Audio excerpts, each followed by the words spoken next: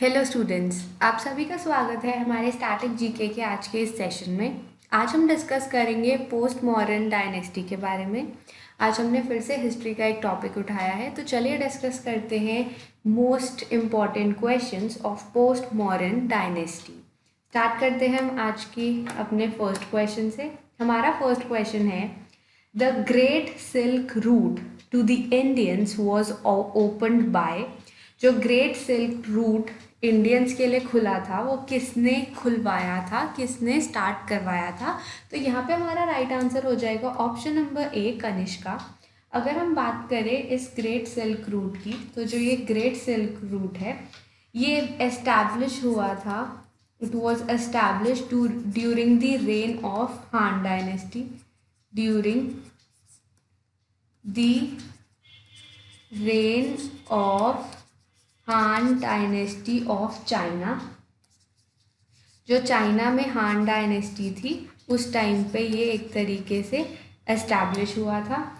और ये जो सिल्क रूट है इसने कनेक्ट करा था चाइना को, इसने कनेक्ट करा था चाइना को ईस्ट यूरोप को, चाइना को ईस्ट यूरोप को और मेडिटेरियन कंट्रीज़ को, मेडिटेरियन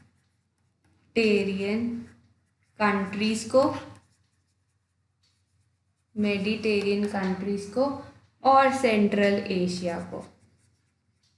तो अगर आपसे पूछते हैं कि ये कहाँ कहाँ से पास हुआ था, इसने किस किस कंट्रीज़ को कनेक्ट करा था, तो आपका राइट आंसर हो जाएगा China, east Europe, Mediterranean countries और सेंट्रल एशिया, जिसमें इंडिया आ रहा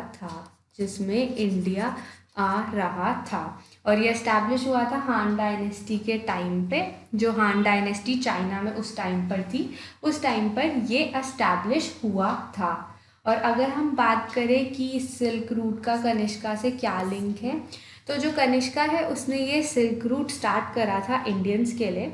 और इस सिल्क रूट ने एक बहुत ही an important role in international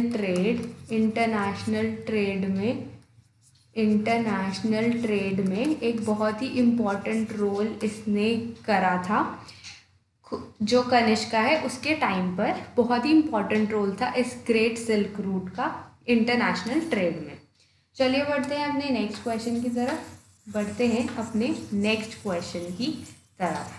तो आज का हमारा क्वेश्चन नंबर 2 है, Who started the Saka era, which is still used by the government of India? जो सका एरा है वो किसने स्टार्ट करा था? और इस सका एरा की खास बात ये है कि आज भी गवर्नमेंट ऑफ इंडिया इसी सका एरा को यूज़ कर रही है। तो यहाँ पर हमारा राइट आंसर हो जाएगा ऑप्शन ए, कनिष्का। जो कनिष्का है उन्होंने सका एरा भी स्टार्ट करा था और आज भी गवर्नमेंट ऑफ इंडिया इस सका एरा को यूज़ करती है। अगर हम बात करें सका एरा स्टार्ट कब हुआ था, तो it was started in 78 AD। और जो कनिष्का है उसने जो थ्रोन पर जब वो आए थे वो भी 78 AD थी। उसी टाइम से ये सका एरा स्टार्ट हुआ था। अगर हम बात करें कि गवर्नमेंट ऑफ इंडिया जो है उसने इसको अडॉप्ट कब करा था, तो गवर्नमेंट ऑफ इंडिया ने इस सका एरा को अडॉप्ट करा था 1957 में। और तब से सका एरा जो है वो इंडिया का नेशनल कैलेंडर है। It is the national calendar. तो 1957 में गवर्नमेंट ऑफ इंडिया ने सका एरा को अडॉप्ट करा था एज द नेशनल कैलेंडर। और जो सका एरा है it was introduced in 78 AD, जिस टाइम पे कनिष्का एक तरीके से थ्रोन पर आए थे। अगर हम बात करें कनिष्का की, वो कौन से डायनेस्टी से बिलोंग करते हैं, तो कनिष्का बिलोंग करते हैं कुषाण डायनेस्टी से। आपसे एग्जाम में पूछ सकते हैं कि who among the following is the ruler of Kushan dynasty, और अगर उसमें कनिष्का है तो आपका राइट आंसर हो जाएगा कनिष्का। चलिए बढ़ते हैं क्वेश्चन नंबर 3 की तरफ। Question number 3. Who among the following were the contemporaries of Kanishka? इनमें से कौन से ऐसे हैं जो कनिष्का के पीरियड के हैं, जो कनिष्का के टाइम पर बिलोंग करते थे? तो यहाँ पर हमारा राइट आंसर हो जाएगा option number B, that is Nagarjuna, अश्वघोष और वासुमित्र। तो राइट आंसर है नागार्जुन, अश्वघोष और वासुमित्र। अगर हम बात करें नागार्जुन की, तो ही वॉज द फिलोसोफर। अगर हम बात करें अश्वघोष की, तो ही वॉज अ पोएट और a musician of that time, poet या फिर म्यूजिशियन। अगर हम बात करें वासुमित्र की, तो वासुमित्र थे एक Buddhist monk. He was the Buddhist monk who presided the fourth Buddhist council, who presided the fourth Buddhist council. और अगर हम फोर्थ बुद्धिस्ट काउंसिल की बात करें तो ये एक तरीके से कनिष्का ने ही रखवाई थी। यहाँ पर एक और इम्पॉर्टेंट चीज़ है, इनके अलावा एक बहुत ही इम्पॉर्टेंट थे, वो थे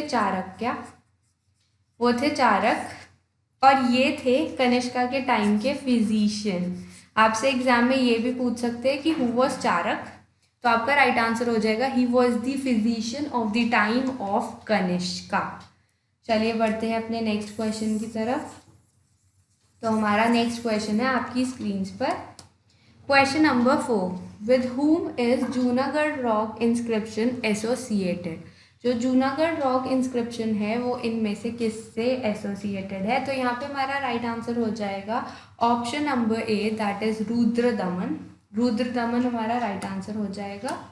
अगर हम इसके बारे में बात करें तो जो रुद्रदमन है वो बिलोंग करते थे क्षत्राप डायनेस्टी से।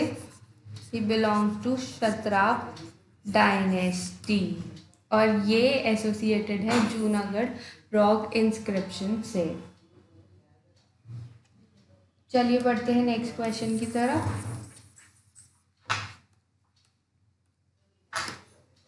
Question number 5, Harshavardhana organise his religious assembly eight.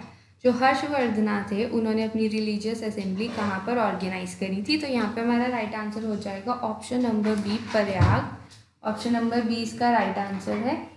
और अगर हम बात करें प्रयाग की, तो ये प्रयाग में हुई थी इन 643 AD।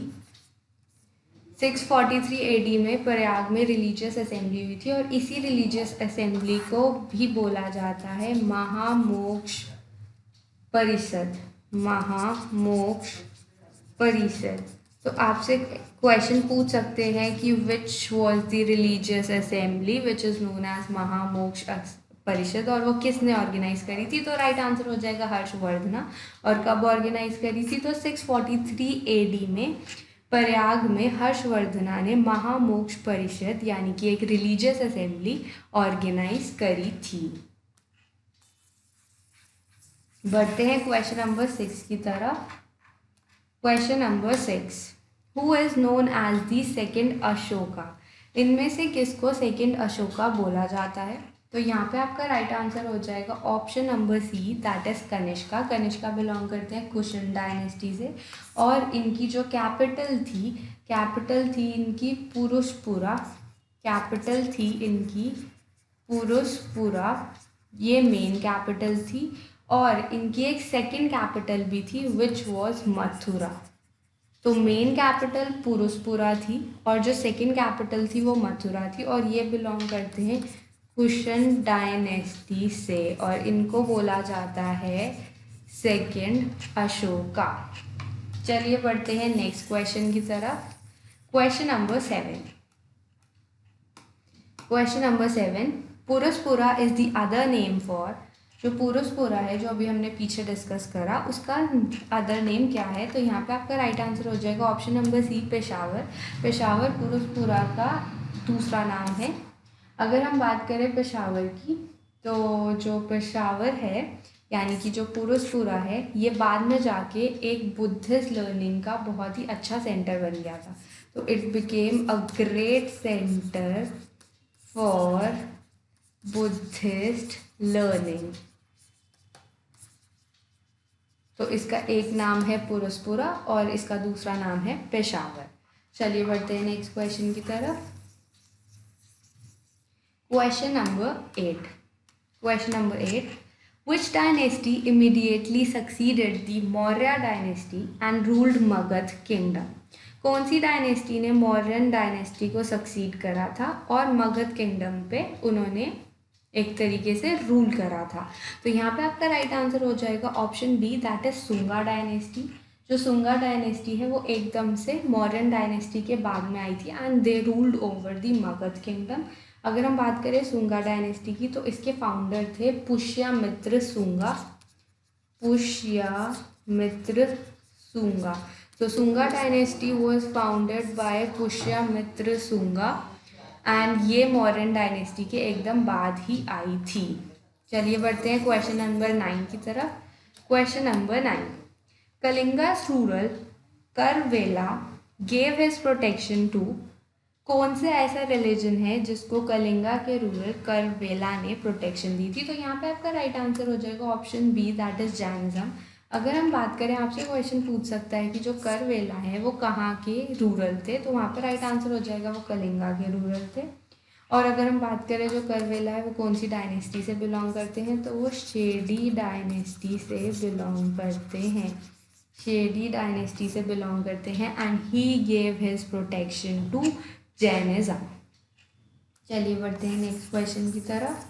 आज का हमारा लास्ट क्वेश्चन, क्वेश्चन नंबर 10।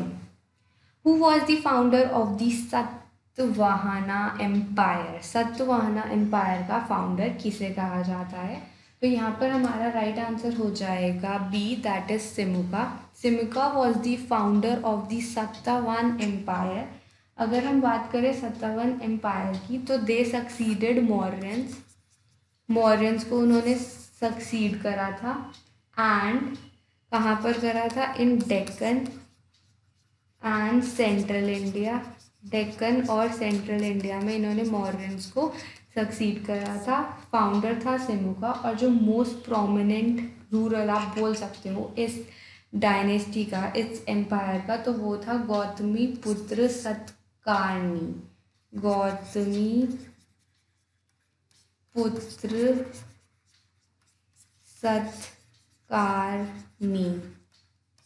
तो ये थे हमारे आज के 10 important questions post modern empire के ऊपर।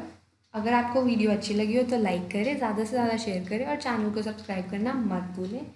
तो आज के लिए बस इतना ही। Thank you so much.